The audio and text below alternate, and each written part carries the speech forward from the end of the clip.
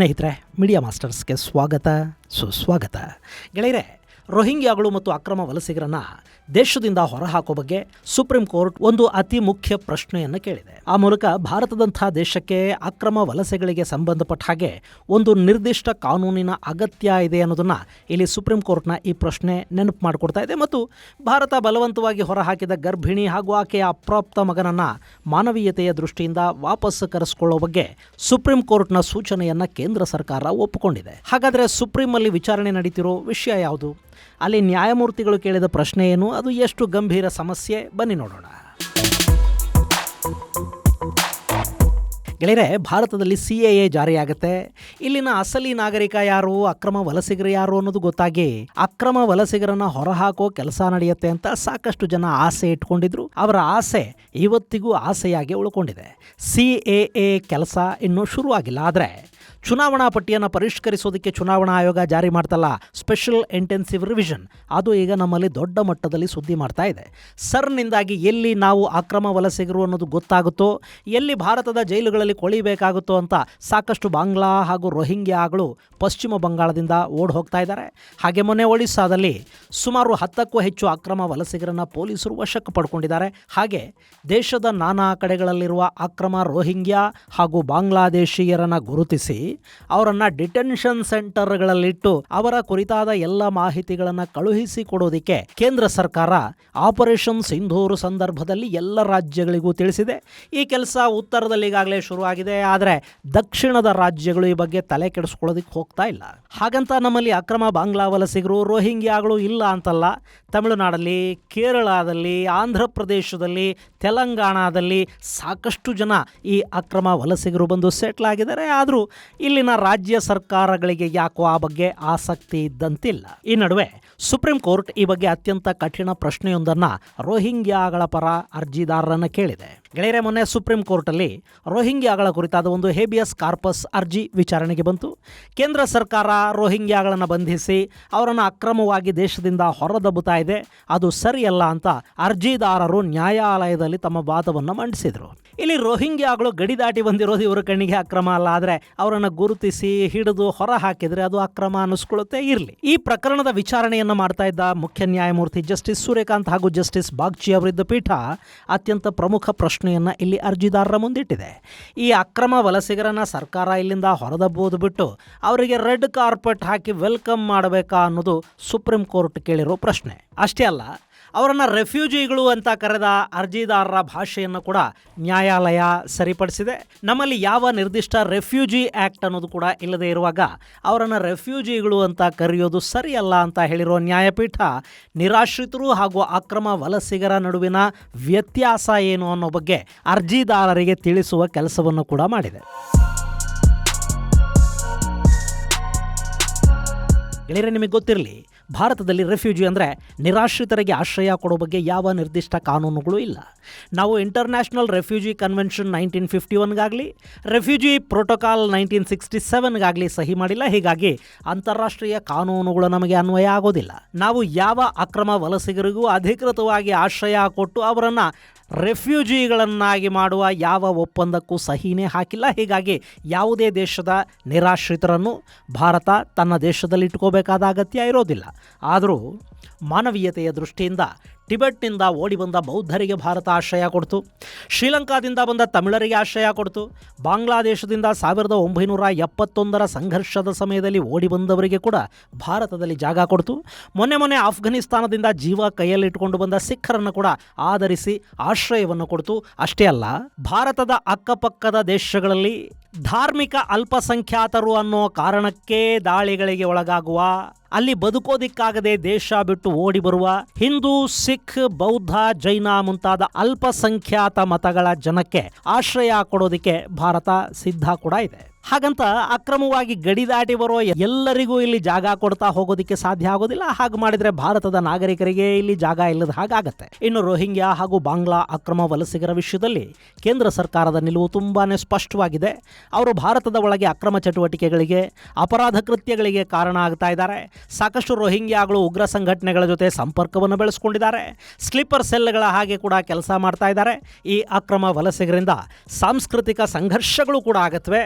ಅಕ್ರಮ ವಲಸೆ ಅನ್ನೋದು ಭಾರತದ ಭದ್ರತೆಗೆ ಆತಂಕವನ್ನು ತಂದೊಡ್ಡುವ ವಿಷಯ. ಹೀಗಾಗಿ ಅಕ್ರಮ ವಲಸಿಗರು ಯಾರೆಲ್ಲ ಇದ್ದಾರೆ ಅವರನ್ನು ಹುಡುಕಿ ಹೊರಹಾಕಬೇಕು ಅನ್ನೋದು ಭಾರತ ಸರ್ಕಾರದ ನಿಲುವು. ಹೀಗಾಗಿನೇ CAA ಅಂದರೆ ಸಿಟಿಸನ್ಶಿಪ್ ಅಮೆಂಡ್ಮೆಂಟ್ ಆ್ಯಕ್ಟನ್ನು ಜಾರಿಗೆ ತರೋದಕ್ಕೆ ಕೇಂದ್ರ ಸರ್ಕಾರ ಹೊರಟಿತ್ತು. ಮತ್ತು ಯಾರಿಲ್ಲಿ ರೋಹಿಂಗ್ಯಾಗಳನ್ನು, ಬಾಂಗ್ಲಾದೇಶಿ ಅಕ್ರಮ ವಲಸಿಗರನ್ನು ಬೆಂಬಲಿಸ್ತಾ ಇದ್ದಾರೋ ಅದೇ ಜನ ಈ ಆ್ಯಕ್ಟ್ ಜಾರಿಗೆ ದೊಡ್ಡ ಮಟ್ಟದಲ್ಲಿ ವಿರೋಧವನ್ನು ಕೂಡ ವ್ಯಕ್ತಪಡಿಸಿದರು. ಗೆಳೆಯರಲ್ಲಿ ಆಶ್ಚರ್ಯ ಅನ್ಸೋದೇನು ಗೊತ್ತಾ? ಸುಪ್ರೀಂ ಕೋರ್ಟಲ್ಲಿ ವಕೀಲರನ್ನು ನೇಮಕ ಮಾಡಿಕೊಳ್ಳೋದು ಅಂದರೆ ಅದು ಸಣ್ಣ ವಿಷಯ ಅಲ್ಲ. ಅಲ್ಲಿ ಗಂಟೆಗೆ ಲಕ್ಷಾಂತರ ರೂಪಾಯಿಗಳಷ್ಟು ಫೀಸು ಪಡ್ಕೊಳ್ಳೋ ವಕೀಲರಿದ್ದಾರೆ. ಮತ್ತು ಅದೇ ವಕೀಲರೇ ರೋಹಿಂಗ್ಯಾ, ಬಾಂಗ್ಲಾದೇಶಿ ಅಕ್ರಮ ವಲಸಿಗರು, ಇನ್ಯಾವುದೋ ಗಲಭೆಗಳಲ್ಲಿ ಭಾಗಿಯಾದವರ ಪರ ಪ್ರಕರಣಗಳನ್ನು ವಾದ ಮಾಡೋದಕ್ಕೆ ಸುಪ್ರೀಂ ಕೋರ್ಟಲ್ಲಿ ಕಾಣಿಸ್ಕೊಳ್ತಾರೆ. ಇಂಥ ಪ್ರಕರಣಗಳಿಗೆ ಇವರು ಫೀಸ್ ತಗೊಳ್ಳದೆ ವಾದ ಮಾಡ್ತಾರಾ, ಅಥವಾ ಇವರಿಗೆ ಲಕ್ಷಾಂತರ ರೂಪಾಯಿ ಫೀಸ್ ಕೊಡೋರು ಬೇರೆ ಯಾರಾದರೂ ಇದ್ದಾರೆ ಅನ್ನೋದಾದರೆ ಅವರ ಇಂಟ್ರೆಸ್ಟ್ ಏನು? ಜಗತ್ತಲ್ಲಿ ಯಾವುದೂ ಕೂಡ ಲಾಭ ನಷ್ಟಗಳ ಲೆಕ್ಕಾಚಾರ ಇಲ್ಲದೆ ನಡೆಯೋದಿಲ್ಲ. ಚಾರಿಟಿಯ ಹಿಂದೆ ಕೂಡ ಏನೋ ಒಂದಷ್ಟು ಲಾಭ ನಷ್ಟಗಳ ಒಂದು ಲೆಕ್ಕ ಇದ್ದೇ ಇರುತ್ತೆ. ಹೀಗಿರುವಾಗ ಇಲ್ಲಿ ಅಕ್ರಮ ವಲಸಿಗರ ಪರ ಸುಪ್ರೀಂ ಕೋರ್ಟಲ್ಲಿ ವಾದ ಮಂಡನೆಗೆ ಮೊಕದ್ದಮೆ ನಡೆಸೋದಕ್ಕಾಗುವ ಖರ್ಚು ವೆಚ್ಚಗಳನ್ನು ಯಾರು ಭರಿಸ್ತಾ ಇದ್ದಾರೆ, ಯಾಕೆ ಭರಿಸ್ತಾ ಇದ್ದಾರೆ? ಇದು ಒಂದು ಉತ್ತರ ಸಿಗದ ಪ್ರಶ್ನೆ. ಆದರೂ ನಮ್ಮಲ್ಲಿ ನ್ಯಾಯ ಕೇಳೋ ಹಕ್ಕು ಎಲ್ಲರಿಗೂ ಇದೆ. ಯಾರನ್ನಾದರೂ ನೀವು ಅಕ್ರಮ ವಲಸಿಗರು ಅಂತ ಹೇಳಿದ ನಂತರ ಕೂಡ ನಾನು ಅಕ್ರಮ ವಲಸಿಗ ಅಲ್ಲ, ಈ ದೇಶದ ಪ್ರಜೆ ಅಂತ ನಿರೂಪಿಸಿಕೊಳ್ಳುವ ಅವಕಾಶ ಅವನಿಗೂ ನಮ್ಮ ಕಾನೂನುಗಳು ಕೊಡುತ್ತವೆ. ಹೀಗಾಗಿ ಇದನ್ನು ಪ್ರಶ್ನೆ ಮಾಡೋದಕ್ಕಾಗೋದಿಲ್ಲ. ಇರಲಿ. ಇನ್ನು ಈಗ ಈ ಪ್ರಕರಣದ ವಿಚಾರಣೆಯನ್ನು ಕೈಗೆತ್ತಿಕೊಂಡ ಮುಖ್ಯ ನ್ಯಾಯಮೂರ್ತಿಗಳ ನೇತೃತ್ವದ ಪೀಠ ಅಕ್ರಮ ವಲಸಿಗರನ್ನು ಹೊರಹಾಕದೆ ಅವರಿಗೇನು ರೆಡ್ ಕಾರ್ಪೆಟ್ ಹಾಕಿ ವೆಲ್ಕಮ್ ಮಾಡಬೇಕಾ ಅನ್ನೋ ಪ್ರಶ್ನೆಯನ್ನು ಅರ್ಜಿದಾರರಿಗೆ ಕೇಳಿದೆ. ಇನ್ನು ಇಲ್ಲಿ ಅರ್ಜಿದಾರರ ಪರ ವಕೀಲರು ಕೂಡ ಅಕ್ರಮ ವಲಸೆಗಳನ್ನೇ ನಾವು ಬೆಂಬಲಿಸ್ತಾ ಇಲ್ಲ, ಅವರಿಗೆ ಆಶ್ರಯ ಕೊಡಿ ಅಂತಲೂ ನಾವು ಕೇಳೋದಿಲ್ಲ, ಆದರೆ ಪ್ರಾಹಿಬಿಷನ್ ಆಫ್ ನಾನ್ ರಿಫಾಲ್ಮೆಂಟ್ ಮತ್ತು ಹ್ಯೂಮನ್ ರೈಟ್ಸ್ ಆ್ಯಂಗಲ್ನಿಂದ ನಾವು ಈ ಪ್ರಕರಣಗಳನ್ನು ನೋಡಬೇಕು ಅಂತ ನ್ಯಾಯಾಲಯಕ್ಕೆ ಮನವಿ ಮಾಡಿದ್ದಾರೆ. ಇಲ್ಲಿ ಪ್ರಾಹಿಬಿಷನ್ ಆಫ್ ನಾನ್ ರಿಫಾಲ್ಮೆಂಟ್ ಕೂಡ ಈ ವಿಷಯದಲ್ಲಿ ಭಾರತಕ್ಕೆ ಅಪ್ಲೈ ಆಗೋದಿಲ್ಲ. ಗೆಳೆಯರೆ, ಪ್ರಾಹಿಬಿಷನ್ ಆಫ್ ನಾನ್ ರಿಫಾಲ್ಮೆಂಟ್ ಅಂದರೆ ಯಾವುದೇ ದೇಶದ ನಿರಾಶ್ರಿತ ತನ್ನ ದೇಶ ಬಿಟ್ಟು ಓಡಿ ಬಂದು ಬೇರೆ ದೇಶದಲ್ಲಿ ಆಶ್ರಯ ಪಡೆದಾಗ ಅವನನ್ನು ತಕ್ಷಣ ಅವನು ಹೇಗಿದಾನೋ ಹಾಗೆ ಅವನ ದೇಶಕ್ಕೆ ವಾಪಸ್ ದಬ್ಬೋದಕ್ಕೆ ಸಾಧ್ಯ ಆಗೋದಿಲ್ಲ. ಹಾಗೆ ಮಾಡಿದರೆ ಅವನು ಆ ದೇಶದಲ್ಲಿ ಪ್ರಾಣ ಕಳ್ಕೊಳ್ಳೋ ಅವಕಾಶ ಇರುತ್ತೆ. ಹೀಗಾಗಿ ಅವನ ದೇಶದಲ್ಲಿ ಪರಿಸ್ಥಿತಿ ಸುಧಾರಣೆ ಆಗೋವರೆಗೆ ಅವನನ್ನು ಆಶ್ರಯ ಕೊಟ್ಟ ದೇಶ ತನ್ನಲ್ಲೇ ಇಟ್ಕೋಬೇಕಾಗತ್ತೆ. ಆದರೆ ಇಲ್ಲಿ ಭಾರತ ಆಶ್ರಯವನ್ನೇ ಕೊಡ್ತಾ ಇಲ್ವಲ್ಲ, ಸೊ ಇಟ್ಕೋಬೇಕು ಅನ್ನೋ ಪ್ರಶ್ನೆನೇ ಅಲ್ಲಿ ಉದ್ಭವ ಆಗೋದಿಲ್ಲ. ಇನ್ನು ಈ ಪ್ರಾಹಿಬಿಷನ್ ಆಫ್ ರಿಫೌಲ್ಮೆಂಟ್ ಅನ್ನೋದು ಯಾವ ದೇಶಗಳು ರೆಫ್ಯೂಜಿ ಕನ್ವೆನ್ಷನ್ಗೆ ಸಹಿ ಹಾಕಿವೆಯೋ ಆ ದೇಶಗಳಿಗೆ ಮಾತ್ರ ಅಪ್ಲೈ ಆಗುತ್ತೆ, ಭಾರತಕ್ಕೆ ಇದು ಅನ್ವಯ ಆಗೋದಿಲ್ಲ. ಹೀಗಾಗಿ ಇಲ್ಲಿ ಕೂಡ ಸರ್ವೋಚ್ಚ ನ್ಯಾಯಪೀಠ ಅರ್ಜಿದಾರರಿಗೆ ಇನ್ನೂ ಒಂದು ಪ್ರಶ್ನೆಯನ್ನು ಕೇಳಿದೆ. ಅಕ್ರಮ ವಲಸಿಗನೊಬ್ಬ ನಾನು ಗಡಿ ದಾಟಿ ಅಕ್ರಮವಾಗಿ ನಿಮ್ಮ ದೇಶದೊಳಕ್ಕೆ ಬಂದುಬಿಟ್ಟೆ, ನಾನು ಬಂದಿರೋದು ಅಕ್ರಮ ಇರಬಹುದು, ಆದರೆ ಬಂದ ಮೇಲೆ ನಿಮ್ಮ ಕಾನೂನುಗಳು ನನಗೂ ಅಪ್ಲೈ ಆಗಬೇಕಲ್ವಾ, ಸೊ ಅಕ್ರಮವಾಗಿ ನಾನು ಬಂದರೂ ಕೂಡ ನೀವು ಮಾತ್ರ ನ್ಯಾಯಯುತವಾಗಿ ನಿಮ್ಮ ಕಾನೂನುಗಳ ಅಡಿಯಲ್ಲಿ ನನಗೆ ರಕ್ಷಣೆ ಕೊಡಿ ಅಂತ ಕೇಳೋದು ಎಷ್ಟು ಸರಿ ಅನ್ನೋ ಪ್ರಶ್ನೆ ಕೂಡ ಇಲ್ಲಿ ಉದ್ಭವ ಆಗಿದೆ. ಹಾಗೆ ನ್ಯಾಯಾಲಯ ಅಕ್ರಮ ವಲಸಿಗರಿಗೆ ಇಲ್ಲೇನು ರೆಡ್ ಕಾರ್ಪೆಟ್ ಹಾಸಬೇಕಾ ಅಂತ ಕೇಳಿರೋ ಬೆನ್ನಲ್ಲೇ ಭಾರತ ಸರ್ಕಾರ ಬಲವಂತದಿಂದ ಬಾಂಗ್ಲಾದೇಶಕ್ಕೆ ಕಳುಹಿಸಿದ್ದ ಮಹಿಳೆ ಹಾಗೂ ಆಕೆಯ ಅಪ್ರಾಪ್ತ ಮಗನನ್ನು ದೇಶದ ಒಳಕ್ಕೆ ಕರೆಸ್ಕೊಳ್ಳೋದಕ್ಕೆ ಕೇಂದ್ರ ಸರ್ಕಾರಕ್ಕೆ ಸುಪ್ರೀಂ ಕೋರ್ಟ್ ತಿಳಿಸಿದೆ. ಅವರಿಗೆ ಅವರು ಈ ದೇಶದ ಪ್ರಜೆಗಳು ಅನ್ನೋದು ಹೌದಾ ಅಲ್ವಾ ಅನ್ನೋದನ್ನು ಸಾಬೀತುಪಡಿಸ್ಕೊಳ್ಳೋದಕ್ಕೆ ಅವಕಾಶ ಕೊಡಬೇಕು ಅಂತ ಸುಪ್ರೀಂ ಹೇಳಿದೆ.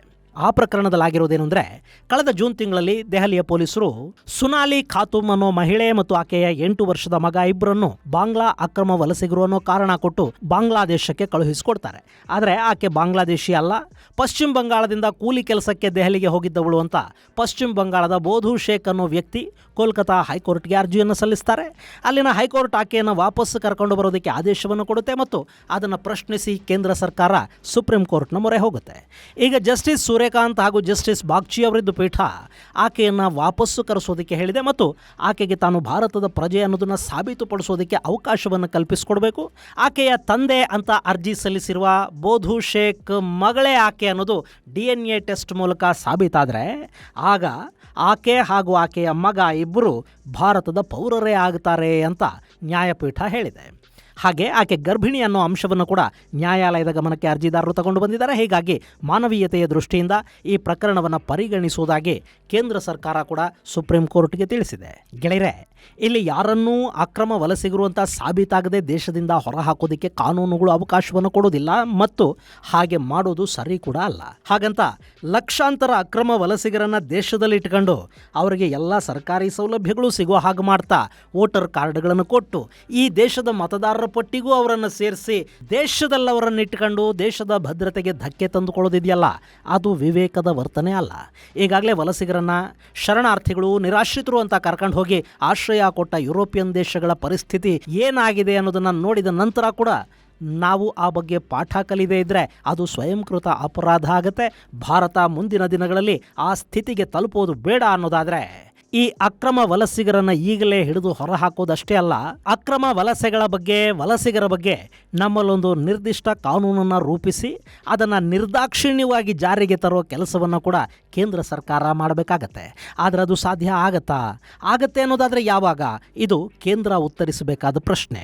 ಮುಂದಿನ ಸಂಚಿಕೆಯಲ್ಲಿ ಮತ್ತಷ್ಟು ವಿಶೇಷಗಳ ಜೊತೆ ಮತ್ತೆ ಭೇಟಿಯಾಗೋಣ. ಅಲ್ಲಿವರೆಗೆ ಜೈ ಹಿಂದ್, ಜೈ ಕರ್ನಾಟಕ.